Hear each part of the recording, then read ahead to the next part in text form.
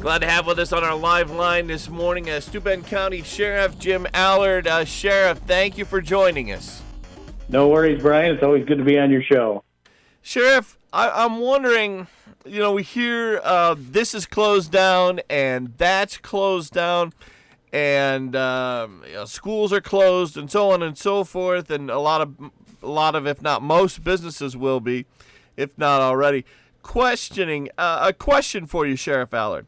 What are the effects on law enforcement of this whole coronavirus situation? And tied in with that, the criminal justice reforms that you're already dealing with. When you pile all that together, what's it like to be in law enforcement on March 19th, 2020? Well, if you're looking to exist in an interesting time, this is definitely it. So in response to the COVID-19, coronavirus, whichever term we want to choose, the state court system basically has shut down to minimal actions. We're closed down to just one court for emergency purposes at the county office building. All of the town courts and the city courts are closed until May 1. And the CAP court is the primary criminal court in the county right now. So that means everybody's coming through the jail. And that also means that the grand jury that's currently impaneled, when that expires, it probably won't be re-impaneled until May, unless there's a special application made by the district attorney. There's a lot of consolidation, minimalization, and staff being sent home also in the courts, so that the entire criminal justice system is just kind of ground to a halt right now until we see where this is going to go. Do you think that jails will be more filled under the circumstances or less filled because of the criminal justice reform situation? How does that work? So with the criminal justice system, with the changes in it, I'm not going to call it a reform because it's not. With the changes in the criminal justice system, we're at, yesterday we were 104 inmates. That's the lowest we've been. The CAP court continues to run twice daily, but obviously most of the folks that come through there are immediately released. Everybody that comes, we've suspended visitation in the jail. We've suspended any outside people coming into the jail for any reason that's not entirely essential. Every correction officer, every person that comes into the jail gets screened. When they come in, they get their temperature taken. They get checked to make sure they're not coughing or running a fever before they're even allowed in the facility. We're taking every chance we can to make sure that we keep our population healthy inside. So it's definitely a different world when the cleaner goes into the jail and has to get her temperature taken before she can go in and clean. Right. I'm wondering, Sheriff, you talk about there being 104 prisoners, and I'm wondering, not that prisoner morale is a super important thing, I suppose, to most people, but what's that like when the prisoners cannot get visitors anymore? How does that affect the prisoners and the guards and the others who work there as a result of the prisoners' morale? Right. So what we did once we suspended visitation is we reached out to the company that supplies our phone system and our tablet system, and they're working with us to provide some free services to the inmates so that they can talk to their family, even if they can't see them. And that's helped tremendously. Really, we haven't had, knock on wood, we haven't had a whole lot of issue with the inmates at this time. And the correction officers, I couldn't be more proud of the fantastic job they're doing. They're adapting, they're dealing with it, and they get that we're all in this together. I've encouraged those that have child care issues to swap with those that don't, and we're being as lenient as possible on leave to make sure that nobody finds themselves in an untenable situation at home also. We're cleaning the jail. The entire jail is getting cleaned 3 times a day and sanitized. So it was funny. We were talking the other day that actually probably being inside is safer than being outside as far as coronavirus, COVID-19. But we're very, very lucky in this county. We still don't have a confirmed case at all. The first case we tested has come back negative. So we're either what we're doing is working or we're incredibly lucky. And, we'll continue to move forward and see how this evolves. That's all we can do. On that topic, St. James Hospital announced in a Monday night meeting earlier this week at a Common Council meeting in Hornell that they have been testing people for the coronavirus at St. James. So right away I contacted the Steuben County Public Health nurse, and I've contacted them all week, and at one point, to tell you the truth, they reached a don't call us, we'll call you point. Well, I just try to keep up with my job, but I understand their situation too. They say, we'll let you know when something happens. Sheriff Jim Allard, our guest this morning on the Newsmaker show, using the National Guard. That's something that 7 states, New York being one of them, are doing. Wondering, do you think I'm guessing right now they're going down to New York City, the 1,500 National Guard, and maybe Westchester County too. Wondering, Sheriff Allard, do you think that the National Guard will be used to help law enforcement in Steuben County at any point? I don't foresee that coming. Who knows what the governor will do? No one can predict. The difference is when you look at the way the population density is in Westchester County, New Rochelle, New York City, the opportunity for spreading is obviously much greater than in an area like this. We don't live on top of each other. We have some neighborhoods that are houses are 10 feet apart, but the majority of people in those population centers are living in buildings with multiple other families in close proximity. The ability for the disease to spread is much greater there. I think that with the steps we've taken, with the leadership of Jack Wheeler and Darlene Smith, we've put ourselves in a pretty good position to at least slow, if not halt, the spread here in Steuben County. And Chemung County is the same way. Chemung County has a much more dense population, but they also have no confirmed cases. Where we see the confirmed cases, we see them where the colleges are, pretty much. And Allegheny's had a few cases. Tompkins County, I think, has had 3 cases. So when you look at the areas that are more rural, I think that the opportunity to stop the spread or slow the spread presents a much greater opportunity in those areas, and I think that's what we're benefiting from. Speaking with Steuben County Sheriff Jim Allard, just pulled up a story here on the New York Daily News here on this Thursday morning, and it says that yesterday Governor Andrew Cuomo had informal discussions with prosecutors, criminal justice advocates, and New York City Police Commissioner Dermot Shea to discuss potential changes to the new bail laws. The governor said the talks were inconclusive, but maintained his stance that any tweaks and changes to the state's controversial criminal justice changes will be made in the state budget due April 1st. Cuomo said, we spoke to the issue. There's a lot of different opinions on what needs to be done, and it was just a general conversation without a conclusion, but whatever we're going to do is going to be in the budget. What does that make you think, Sheriff Jim Allard?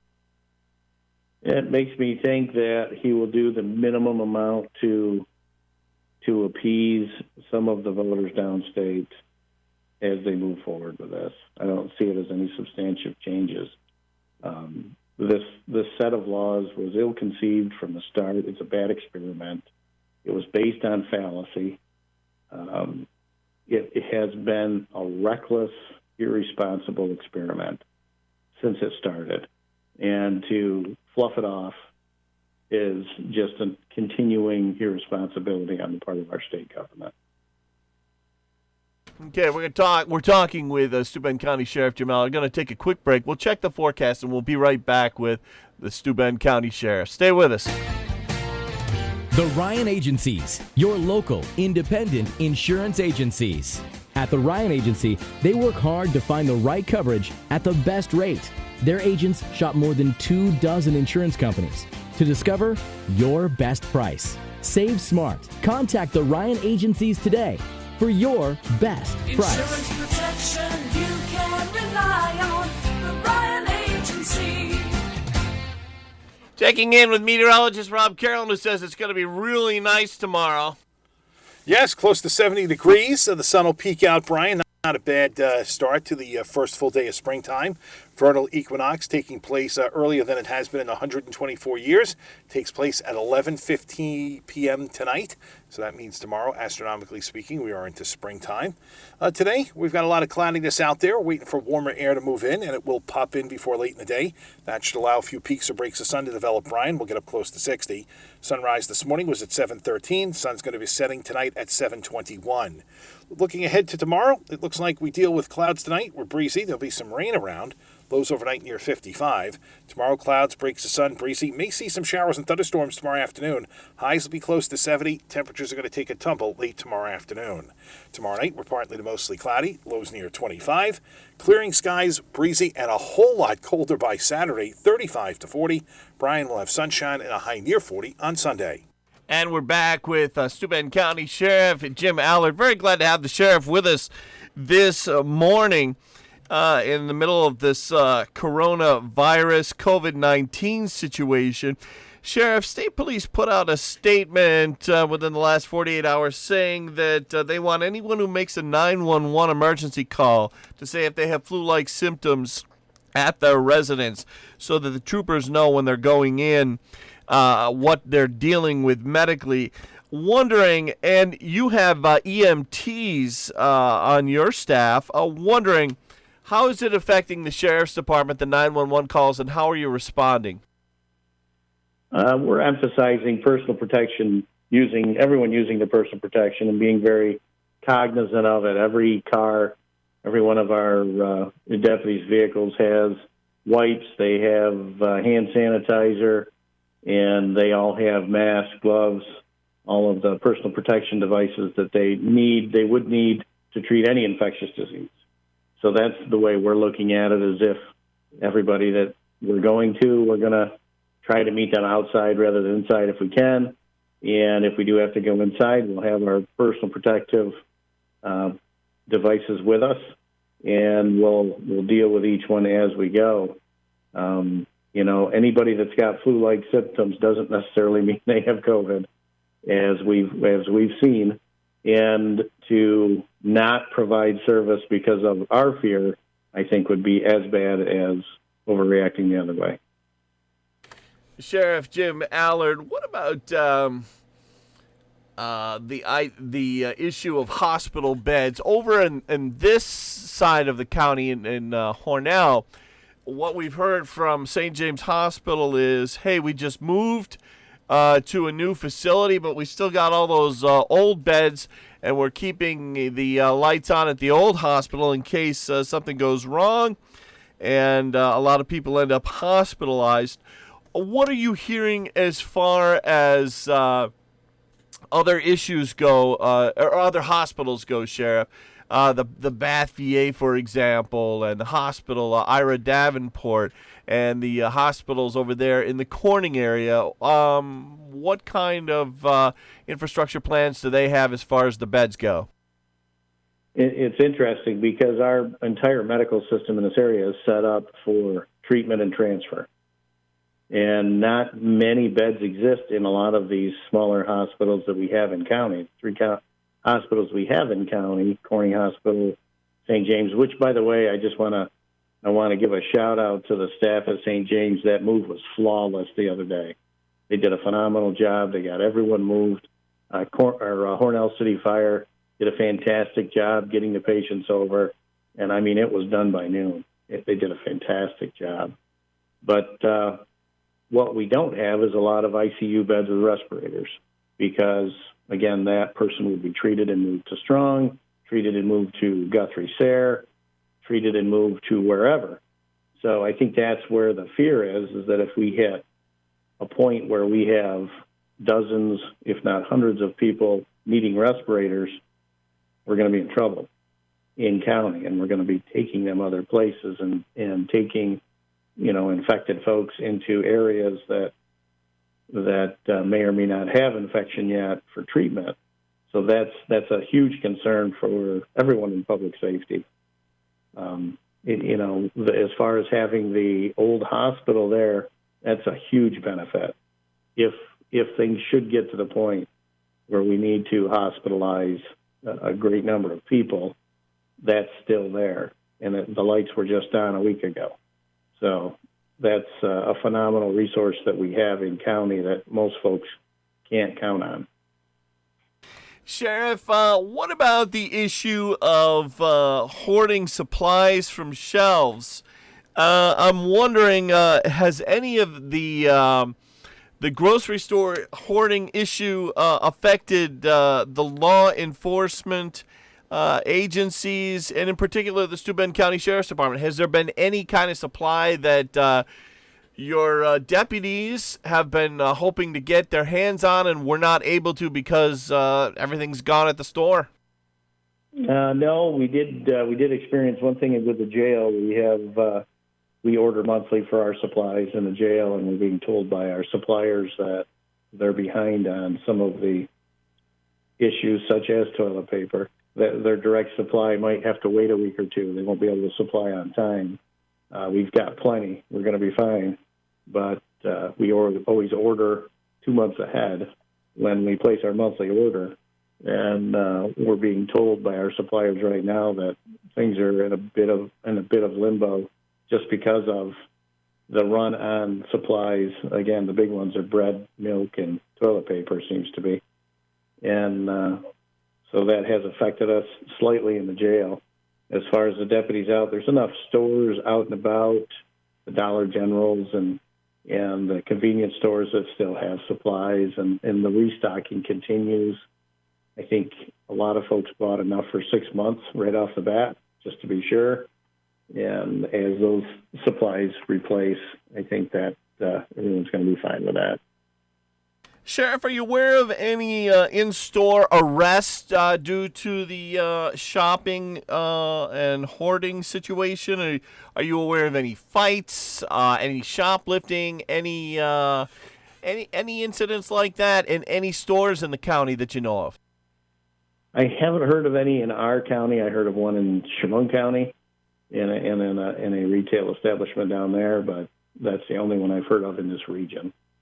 And again, I think our folks are a little bit more willing to be consistent in the way in which they deal with their neighbors. That's the other thing we have in Steuben County. We have an outstanding history of folks helping their neighbors and making sure that not only they're safe and okay, but that their neighbors are safe and okay. And I've seen that consistently across the county in the past week, not just with the hoarding issues, but also making sure that their elderly neighbors are okay. Kids are going out and getting supplies to bring back to their elderly neighbors to make sure that they have what they need.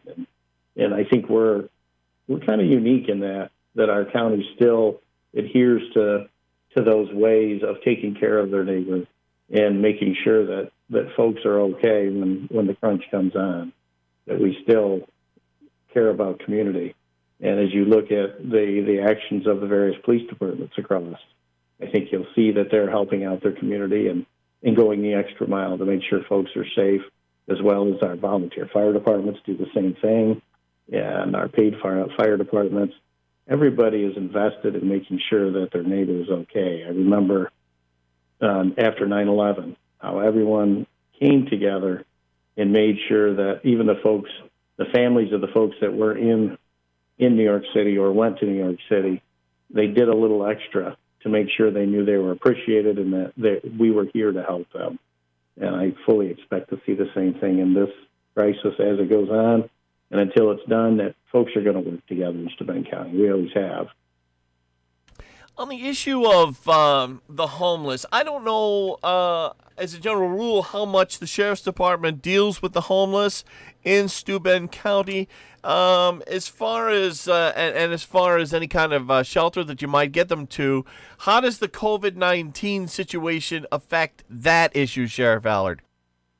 It's a discussion we've had with Darlene Smith at Public Health.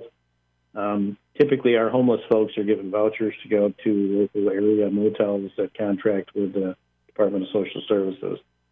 And as when I talked about the downstate issue with folks packed in on top of each other, that's the same situation we have at some of these hospitals or these hotels that our homeless folks are seeking temporary shelter in.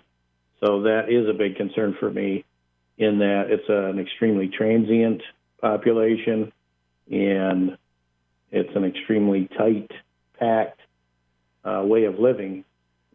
Obviously, that combines for an issue if we're looking at communicable diseases. So it's something we're going to continue to monitor. We're lucky we don't have an enormous homeless population in the wintertime. It's much different than in the summertime.